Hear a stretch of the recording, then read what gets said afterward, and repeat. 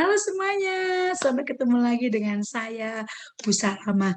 Kali ini saya akan membahas beberapa soal pedagogik. Soal ini digunakan untuk UKG, SKB CPNS, P3K, Pretest PPG, UTN, UTL, ataupun soal-soal dalam PPG. Nah, soal apakah itu?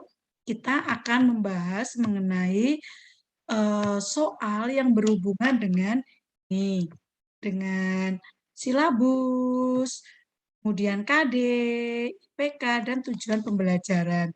Yuk kita mulai. Tapi sebelum dimulai, Bapak Ibu bisa deh memfollow akun Instagram saya di @salma_abimanyu dan akun TikTok saya juga di @salma_abimanyu. Nah, Bapak Ibu, mari kita mulai. Ya, nah kita lihat ya soal 1. Soal 1. Dalam pembelajaran praktik belajar kewarganegaraan kompetensi dasar atau KD, mengorganisasikan kegiatan lingkungan yang mencerminkan konsep cinta tanah air dalam konteks kehidupan sehari-hari. Maka indikator C4 kewarganegaraan yang tepat adalah, di sini Bapak Ibu disuruh mencari indikator C4. Nah, kata kuncinya apa? Bapak Ibu harus paham KKO atau kata kerja operasional ranah C1, C2, C3, C4, C5, dan C6. Jadi Bapak Ibu juga harus memahami tentang taksonomi dan taksonomi Bloom yang sudah diperbaharui. Nah, kita bahas ya. A. Membuat clipping tentang tanaman bunga yang dapat ditanam di sekolah. B. Menjelaskan pentingnya tanaman bunga di lingkungan sekolah. C. Membuat rencana aksi menanam tanaman bunga di sekolah.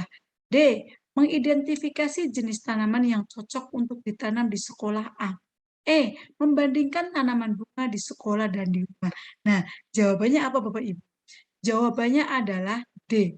Mengidentifikasi jenis tanaman yang cocok untuk ditanam di sekolah A, karena mengidentifikasi itu masuk dalam ranah C4 atau kognitif 4. Ya, kita lihat.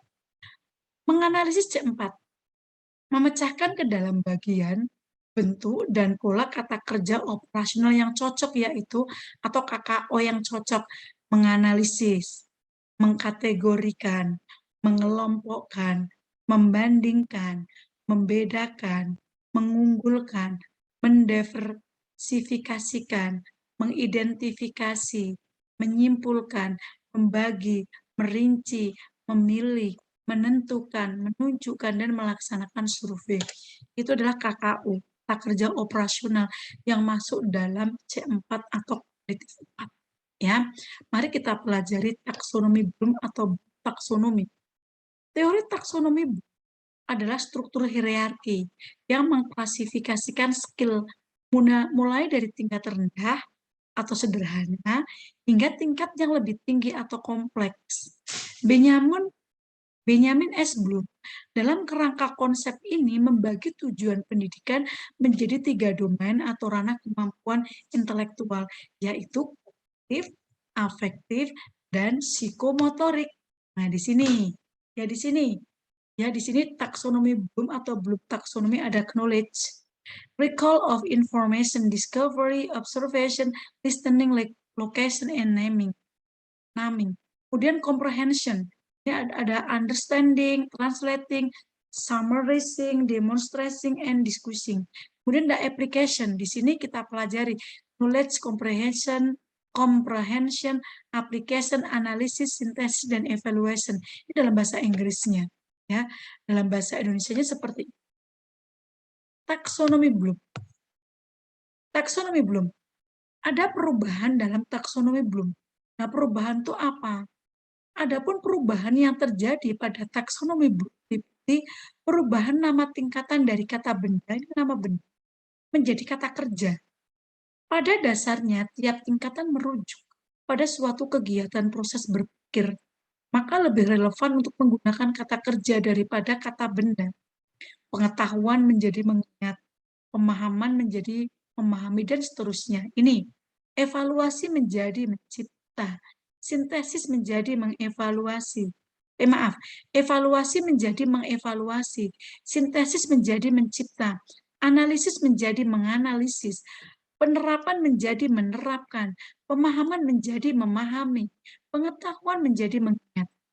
Perubahan susunan dan penambahan proses berpikir pada tingkatan paling tinggi, sintesis diganti menjadi mengevaluasi dan sekaligus mengganti proses berpikir paling tinggi dari evaluasi menjadi mencipta. Oke, selanjutnya kita ingat-ingat KO atau kata kerja operasionalnya. Ini yang harus Bapak Ibu pahami. Ini mengingat C1 ya. Misalnya menemukan kembali, identifikasi, mengingat kembali, membaca, menyebutkan, melafalkan, menulis, menghafal, menyusun daftar, menggarisbawahi, menjodohkan, memilih, memberi definisi, menyatakan. Ini masuk dalam C1.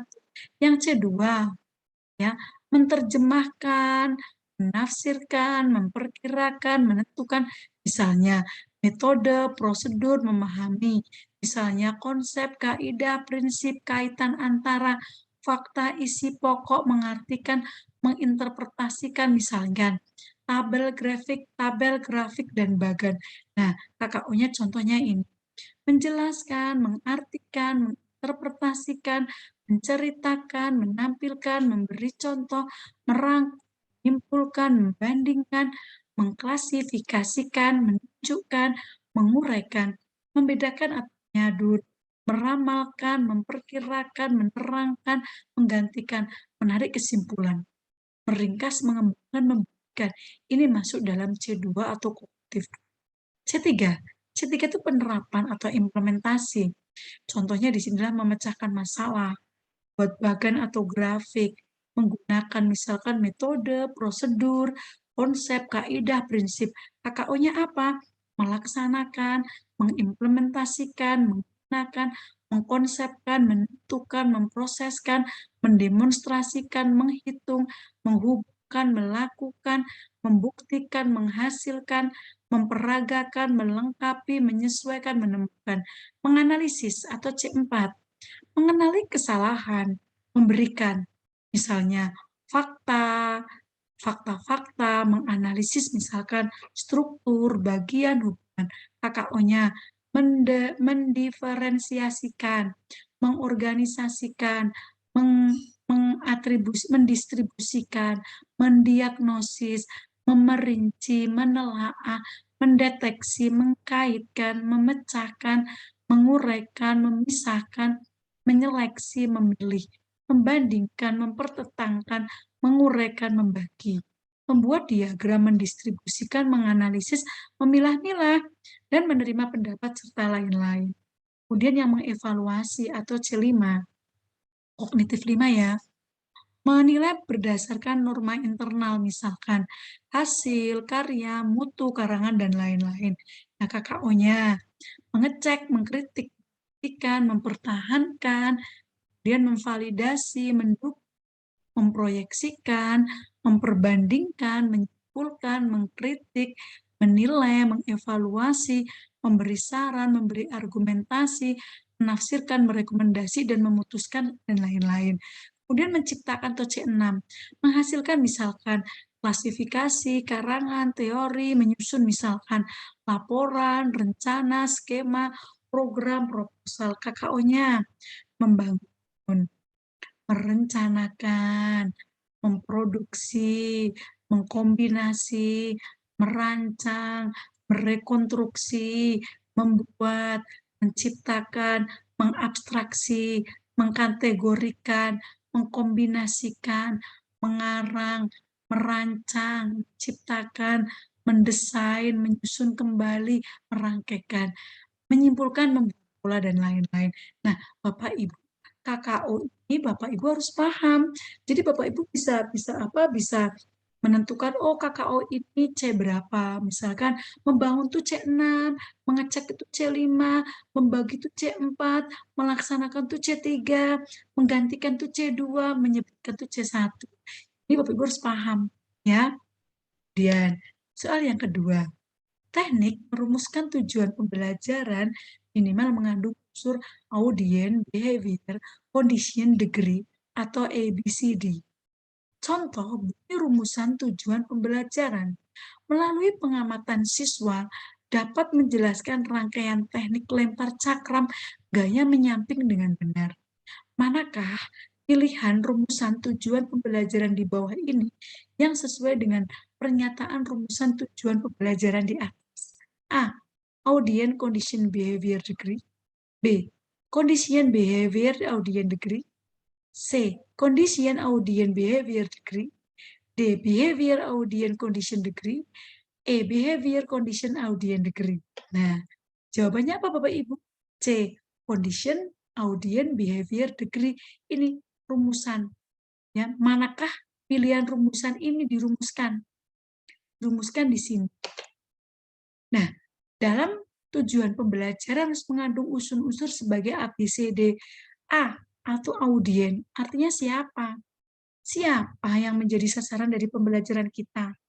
Audien bisa siapa saja peserta pembelajaran, misalnya peserta pelatihan, santri, peserta didik. Dalam hal ini, kalau kita Google, maka audien kita adalah peserta didik. B. Behavior adalah perilaku. Apa yang kita harapkan dapat ditunjukkan oleh peserta didik setelah pembelajaran. Perilaku ini dirumuskan dengan kata kerja yang kita tuliskan setelah frase pendahuluan. Peserta didik dapat bla bla bla bla bla bla bla bla. Perilaku menggambarkan ranah dari pembelajaran. Oleh sebab itu, posisinya penting dalam merumuskan tujuan pembelajaran. Contoh perilaku ini adalah menendang bola, psikomotor, memahami peraturan pertandingan basket itu kognitif, menunjukkan dukungan itu afektif. C. Condition merupakan kondisi di mana perilaku atau behavior tersebut ditunjukkan oleh peserta didik, misalnya secara berpasangan dengan temannya dalam permainan 3 on 3 menghindari rintangan kayu. Yang terakhir D. Degree adalah kriteria atau angka atau tingkat penampilan seperti apa yang kita harapkan dari peserta didik. Contohnya 90% akurat, sebanyak 3 kali, 8 kali berhasil, dan lain dengan baik dan benar itu degree. Nah, Bapak Ibu, paham kan? Sebenarnya mudah sekali kalau kita mau belajar memahami konsep-konsep pedagogik mulai dari awal. Karena kalau Bapak Ibu belajar langsung soal tanpa pembahasan, ya itu kalau soalnya itu keluar, kalau tidak, ketika Bapak Ibu memahami konsep, konsep taksonomi, konsep kurikulum, ini Bapak Ibu soalnya berbentuk apapun bisa. Nah, Bapak Ibu jangan lupa, Bapak Ibu aplikasi Kita Lulus. Ya, Kita Lulus Bapak Ibu di situ ada banyak sekali komunitas. Kalau Bapak Ibu guru, Bapak Ibu bisa masuk dalam komunitas guru. Bapak Ibu juga bisa mencari pekerjaan karena di Kita Lulus ada ribuan lowongan pekerjaan, banyak sekali. Ya, pekerjaannya tiap hari diupdate banyak sekali. Maka Bapak Ibu silakan di-download aplikasi Kita Lulusnya. Karena isinya keren. Dan jangan lupa subscribe dan terus buka channelnya Bu Salama ya. Bu Salama akan mengupload terus soal-soal supaya Bapak Ibu bisa belajar dengan mudah. Untuk itu terima kasih sekali. Sampai jumpa lagi di pertemuan selanjutnya. Dadah. Assalamualaikum warahmatullahi wabarakatuh.